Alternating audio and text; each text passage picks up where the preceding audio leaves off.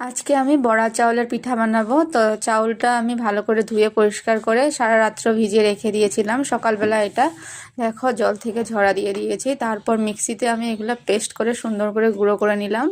তারপর একটা কন্টেনারে ভরে আমি ফ্রিজে রেখে, আর এদিকে দেখো আমার মা নারকেল কুড়িয়ে দিল, কারণ আমি নারকেল কুড়াতে পারি না তাই। তারপর দেখো কড়াইতে আমি চিনি, ইলাচি, তেজপাতা দিয়ে নারকেলটা এভাবে জাল করে নিলাম লাড়ুর মতো করে। তারপর দেখো নারকেলটা ঝরঝরে করে নিয়েছি। তো এক এক করে আমি এই তো ফ্রিজের থেকে চালের গুঁড়োটা বার করে এভাবে বানাচ্ছি।